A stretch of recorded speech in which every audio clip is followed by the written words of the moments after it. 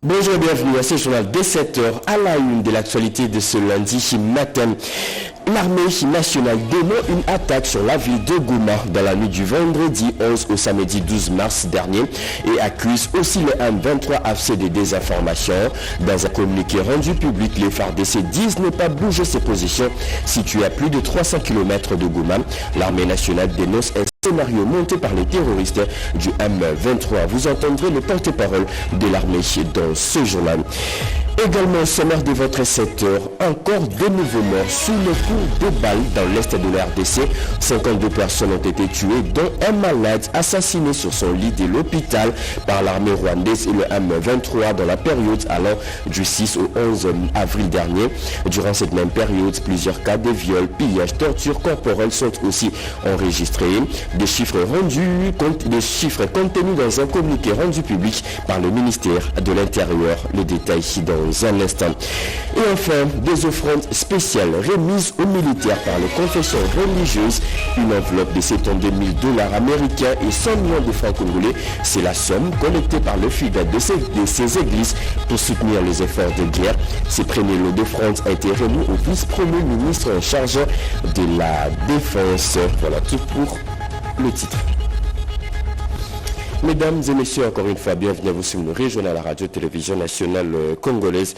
Je le dis à l'ouverture de ce journal, l'armée nationale dément une attaque sur la ville de Goma dans la nuit du vendredi 11 au samedi 12 mars dernier et accuse aussi le M23 AFC de désinformation.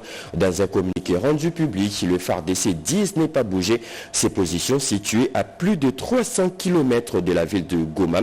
L'armée nationale dénonce un scénario monté par les terroristes du M23 visant à masquer leur violence contre le civil. On écoute les porte-parole des FARDC, le général-major Sylvain Ekenge. Un communiqué infondé et dépourvu de toute logique a été rendu public par l'AFC M23 soutenu par le Rwanda. Cette communication accuse les forces armées de la République démocratique du Congo d'avoir monté la nuit du 11 au 12 avril 2025 une attaque contre la ville de Goma. À ce sujet, les forces armées de la République démocratique du Congo tiennent à donner des précisions objectivement vérifiables suivantes à l'opinion nationale et internationale. 1.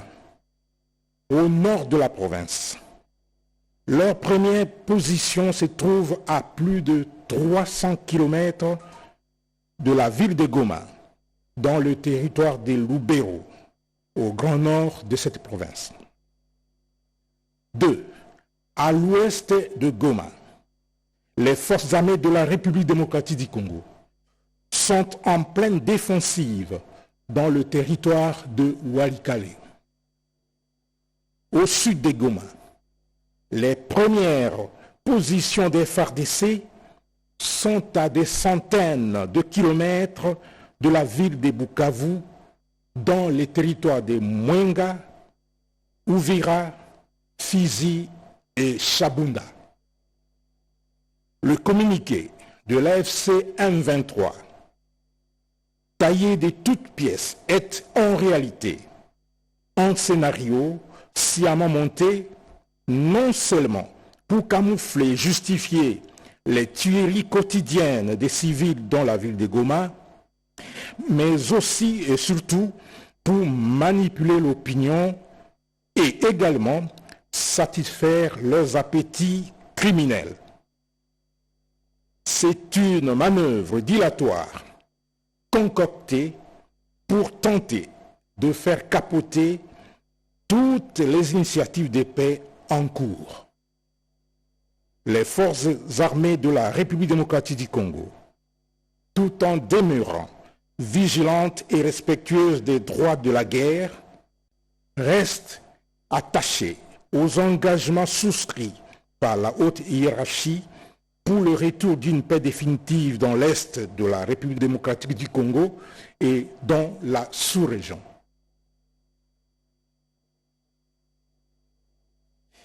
Encore de nouveaux morts sous les coups de balles dans l'est de la RDC. 52 personnes ont été tuées, dont un malade assassiné sur son lit de l'hôpital par l'armée rwandaise, le M23, dans la période en l'an du 6 au 11 avril dernier. Durant cette même période, plusieurs cas de viols, de pillages, tortures corporelles sont aussi enregistrés. Pas seulement, mais aussi des recrutements forcés des jeunes et enfants au sein de ces groupes terroristes. Des chiffres contenus dans un communiqué rendu public par le ministère de l'Intérieur. Plus de précision avec Joseph Oscar Mbalkaïch.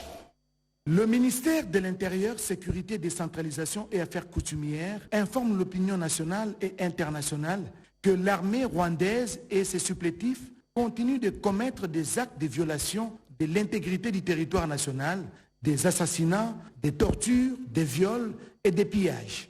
Les faits les plus récents sont les suivants. 1.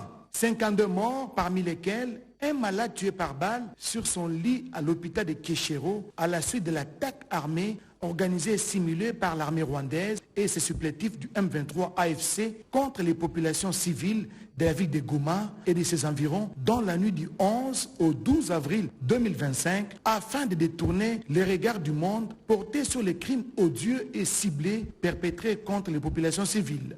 2. 297 cas d'assassinat et d'exécution sommaire, 72 cas de viol, des centaines de disparus, plus de 146 cas de torture corporelle, ainsi que plusieurs cas de pillage. Entendez, plus de 2000 vaches et des véhicules enregistrés entre le 6 et le 11 avril 2025. 3. Incursion, enlèvement, pillage et destruction des structures sanitaires dans les territoires de Walikale, notamment à l'hôpital général de Kiboua, au centre de santé de Kibati, au centre de santé de Kachebere, au centre de santé de Ruvungi et au centre de santé de Lubonga entre le 5 et le 9 avril 2025. 4.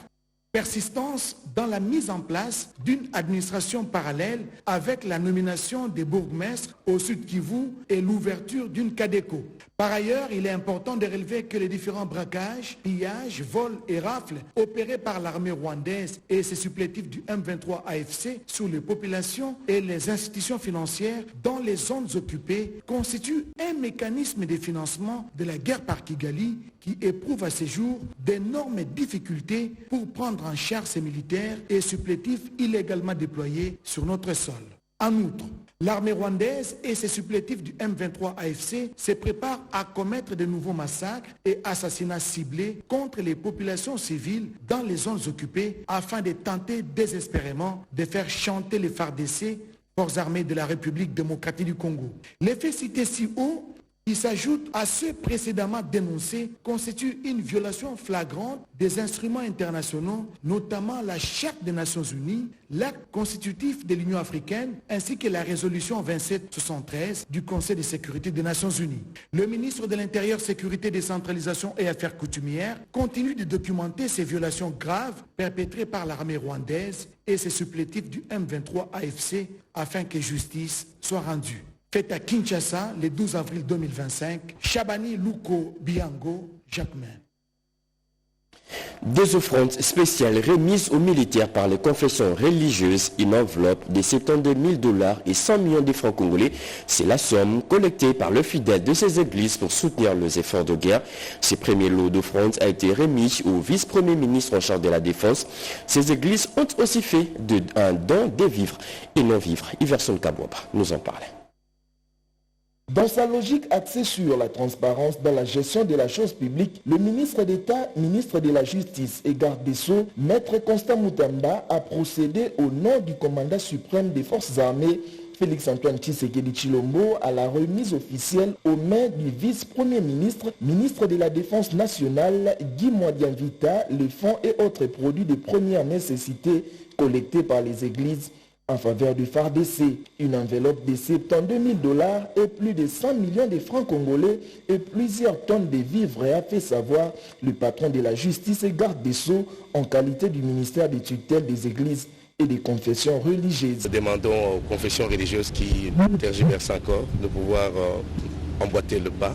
Il s'agit de notre pays, il s'agit des efforts que chacun de nous devra fournir pour rencontrer la préoccupation du chef de l'État et du VPM de la Défense lui-même qui a cette lourde charge au front. Après la réception de ces offrandes, le vice-premier ministre, ministre de la Défense nationale, a remercié les représentants des églises pour ces gestes de solidarité au soutien aux FARDC et aux Azalendo. Je vous remercie très sincèrement pour ce geste qui va aller directement à nos forces armées, à nos vaillants volontaires pour la défense de la patrie, communément appelés les Wazalènes.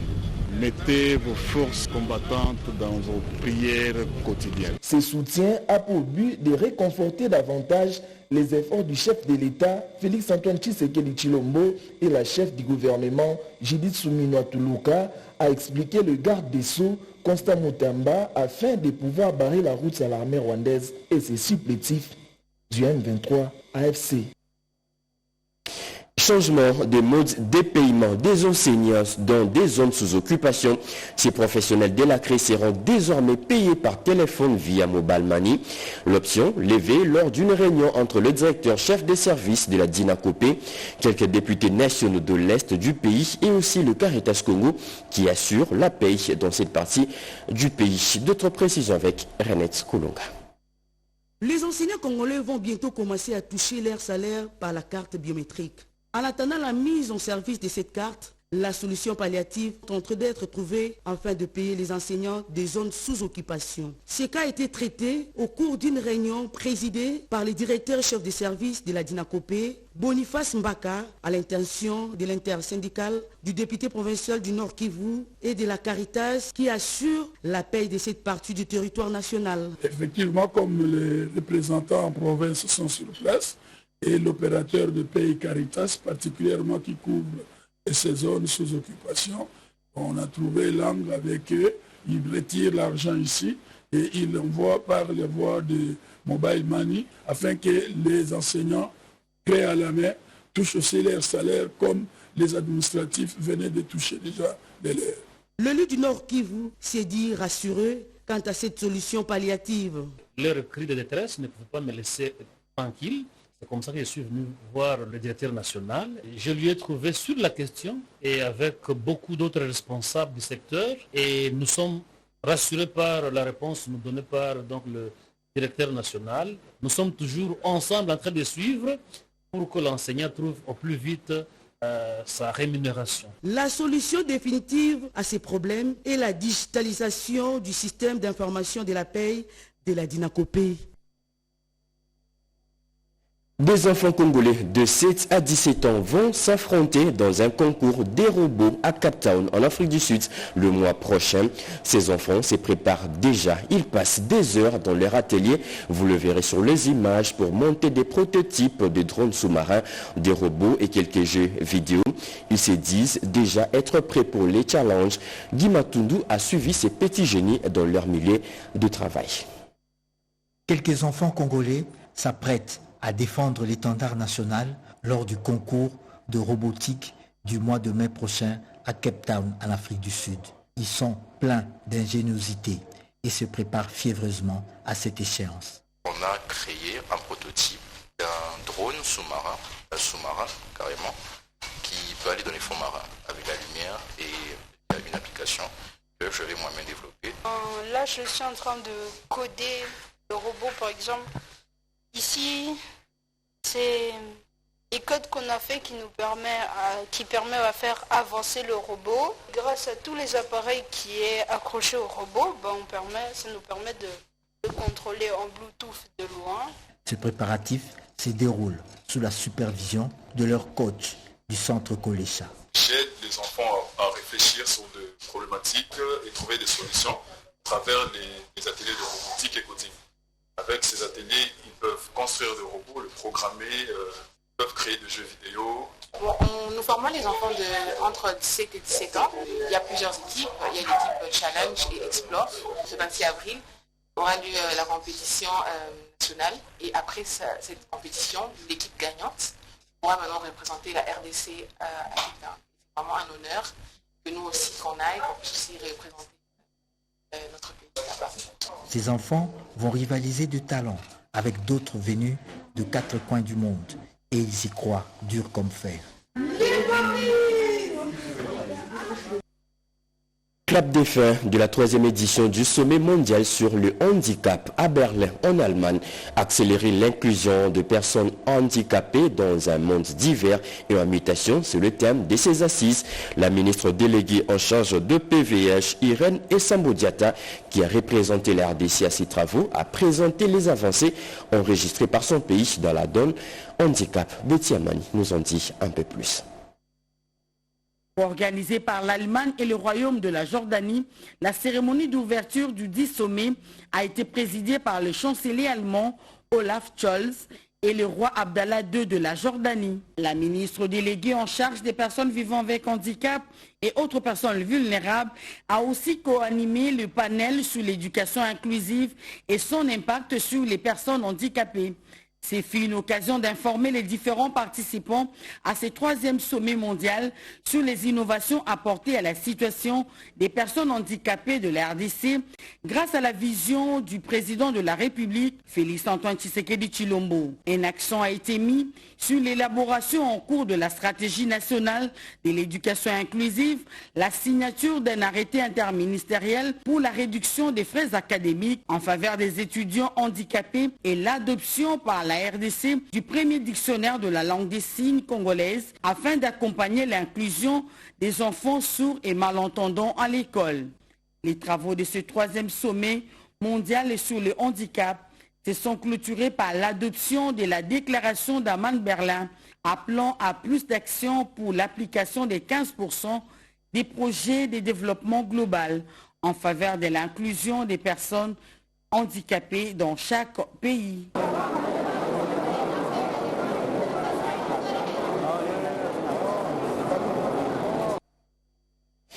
Une mission de la Banque mondiale séjourne en RDC. Objectif, évaluer sur le terrain le projet du gouvernement congolais sur la stabilisation de l'Est de la RDC pour la paix STEP, dont les activités sont encore en cours. Actuellement, plus de 8000 ménages congolais vulnérables continuent de bénéficier de ces projets, comme nous disent Christine Lenzo et Simo Kankolongro dans ce reportage. Les projets du gouvernement congolais pour la stabilisation de l'Est de la République démocratique du Congo pour la paix, STEP, étaient créés après la signature entre les ministères de Finances et la Banque mondiale. Ce projet d'envergure de protection sociale avait pour mission de contribuer aux efforts de stabilisation de l'Est de la RDC en assistant les communautés victimes des affres des conflits pour l'amélioration de leurs conditions socio-économiques et sécuritaires. C'est durant sa mission de supervision des activités du projet STEP que l'équipe de la Banque mondiale a appuyé cet atelier organisé par la CSPP, cellule de suivi des projets et programmes, afin de présenter les impacts et leçons apprises dans le cadre de la mise en œuvre du projet. À ce jour, plus de 4000 infrastructures ont été construites dans le domaine de l'éducation, de la santé, de l'assainissement et de l'eau potable. Dans le domaine de marché, nous avons construit quelques marchés à travers le provinces d'intervention. Et le deuxième volet du projet a été celui des filets sociaux. Nous avons mené les activités TIMO et les activités de cash transfert. Et là, pour assister directement les ménages vulnérables qui étaient dans une situation de pauvreté, pour essayer de les stabiliser et de les mettre à l'abri, donc essayer de se relever. Signalons que le STEP intervient dans la construction des infrastructures, l'accès aux moyens de subsistance ou cash for work, aussi en octroyant aux bénéficiaires des outils agricoles et des intrants, en plus de la gestion des conflits. Y ont pris part les coordonnateurs provinciaux, les autorités provinciales, les bénéficiaires et quelques bénéficiaires directs du projet. La Banque mondiale et quelques membres du gouvernement étaient aussi présents. Deux nouveaux projets majeurs financés par la MONUSCO viennent d'être lancés à Beni, au Nord Kivu. Il s'agit du projet Reset et du projet Muda wa Amani, qui signifie qu'il est temps de construire la paix. D'une durée de 3 ans, ces programmes s'inscrivent dans le cadre du programme PDD-RCS et ciblent 2 provinces, le Nord Kivu et l'Ituri. D'autres précisions avec notre envoyé spécial Peggy Mukunda. C'est désormais officiel. Le projet de stabilisation active par la transition recette ainsi que le projet Mouda Wa Amani 2 ont été lancés. Ces deux projets s'inscrivent dans le cadre de l'initiative stratégique pour la paix, le relèvement communautaire et la cohésion sociale dans la province du Nord Kivu. Ce lancement a eu lieu à Béni en présence du coordonnateur principal de la section d'EDER de la MONUSCO, des représentants des consortiums ex EPER et Merci Corps, de l'OIM, de Star Est, ainsi que des chefs d'antenne du PRDRCS de Béni et de Boutembo. Je reste convaincu de la pertinence de ces deux projets à répondre tant soit peu aux défis de relèvement communautaire et de stabilisation de la province du Nord Kivu. Le gouverneur de la province du Nord Kivu, le général-major Somo Kakule Évariste et le coordonnateur national du PRDRCS Jean Desdieux Désiré Tangatita ont marqué un tournant important à travers cet acte. Ils viennent ainsi d'écrire un nouveau chapitre de leur parcours dans le cadre du programme phare du chef de l'État, Félix Antoine Tshisekedi. À ceux qui hésitent encore à déposer les armes, le programme vous attend et la nation vous tend la main. L'avenir du pays ne se construira pas dans les brousses, mais dans les champs, dans les écoles et dans des projets comme ceci. Déposer les armes. La présentation technique de deux projets pilotes financés par le Fonds de cohérence pour la stabilisation a été assurée dans la salle par les responsables de consortium Ex et Merci Corps. Relance du secteur des diamants. L'RDC tourne son regard vers le Botswana pour s'inspirer de son modèle. Une délégation congolaise composée des agents de la MIBA et autres partenaires viennent de séjourner dans ce pays. Sur place, elle a eu des échanges, des partages d'expériences du secteur minier botswanais. Marie-Luce Mbela nous en parle.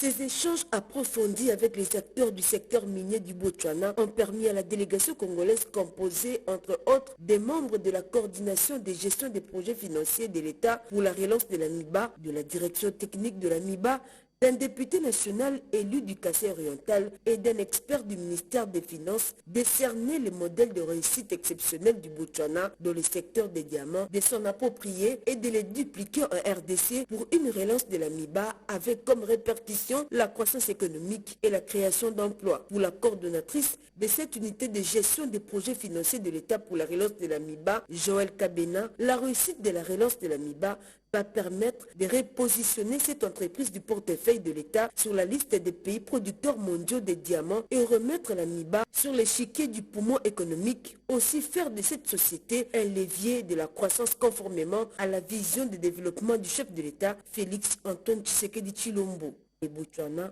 placé premier producteur africain de diamants et deuxième au niveau mondial, l'appropriation et l'application du modèle botswanais dans la production et la commercialisation de cette pierre précieuse est une nécessité pour la RDC, a-t-elle conclu. Les représentants de la direction technique de la MIBA a, au cours de ces échanges, détaillé le fonctionnement actuel de son entreprise prête à travailler avec le partenaire susceptible d'améliorer ses capacités techniques d'exploitation et de sécurisation du polygone minier. Ceci prouve à suffisance que la réussite de la relance implique la mise en place d'une meilleure viabilité commerciale et la fluidité de la chaîne d'approvisionnement. La délégation congolaise s'est dite satisfaite de cette rencontre bénéfique pour mener à bon port ces projets de relance. Cette coordination UPG-MIBA s'aligne donc pleinement sur les objectifs de développement durable des Nations Unies. Il faut rappeler que cette mission officielle fait suite à la participation du président de la République, Félix Antoine Tshisekedi Tshilombo, au forum économique organisé au Botswana en mai 2023, où il a insisté sur la nécessité de s'inspirer du succès du modèle économique botswanais dans l'exploitation et la commercialisation du diamant en vue de la relance des activités de la MIBA. L'Église catholique a célébré hier le dimanche de Ramos. La province du Haut-Katanga a aussi célébré l'entrée de Jésus-Christ à Jérusalem. À la paroisse Saint-Athanase, c'est Monseigneur Fulgence Muteba, archevêque métropolitain de Lubumbashi, qui a dit la messe. Regardez. La paroisse doyenne Saint-Athanase du quartier Bel-Air dans la commune de Kampemba a reçu pour la toute première fois la visite pastorale de Monseigneur Fulgence Muteba Mugalou, archevêque métropolitain de Lubumbashi et président de la conférence épiscopale nationale du Congo 5O.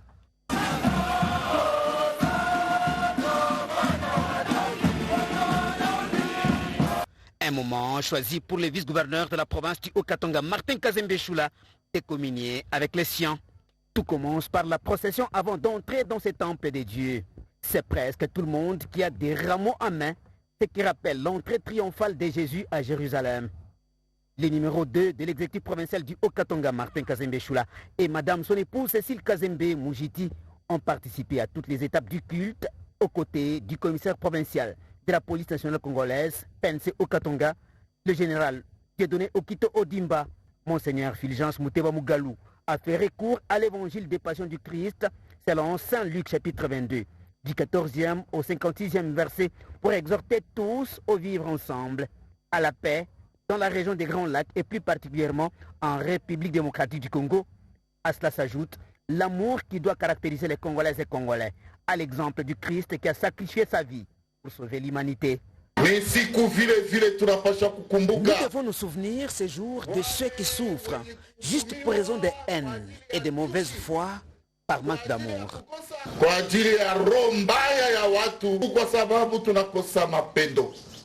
Maandamano yetu tutaifanya tukikumbuka hasa zaidi nos compassions envers nos frères et sœurs victimes des affres de guerre, qu'ils se sentent fortifiés au nom du Seigneur Jésus-Christ. Vient ensuite les moments de la Sainte Seine, ou mieux, le partage d'Eucharistie et l'offrande. Autre moment vécu par l'autorité provinciale du Haut-Katanga et sa tendre épouse Cécile Kazembe Moujiti, qui n'ont pas hésité un seul instant d'offrir à Dieu des présents en signe de reconnaissance. L'adoration et la louange ont permis aux fidèles de célébrer avec faste l'entrée du Christ à Jérusalem. La Société nationale d'électricité veut numériser ses services et pour ce faire, elle vient de procéder à la signature d'un accord de partenariat avec la firme Huawei. William Tunakov pour plus de précisions.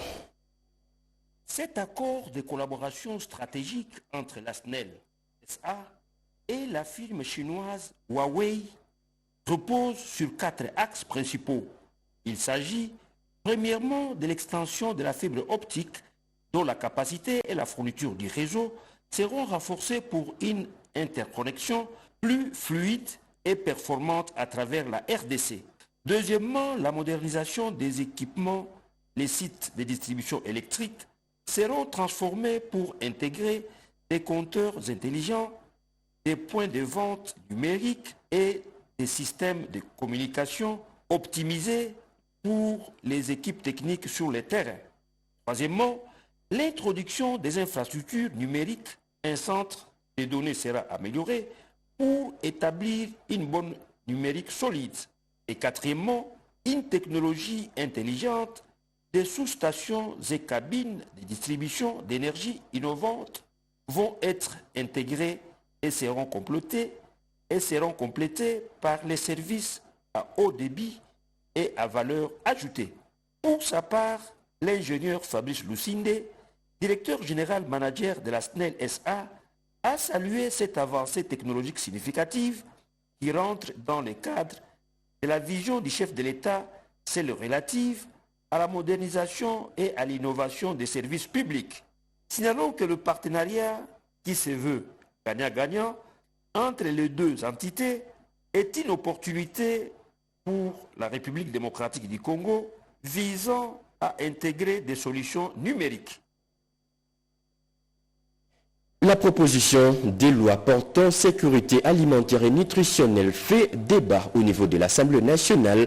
Quelques députés nationaux et les partenaires se réunissent au cours d'un atelier pour apporter quelques retouches de certains articles. Plus de précision avec Anim Balaka.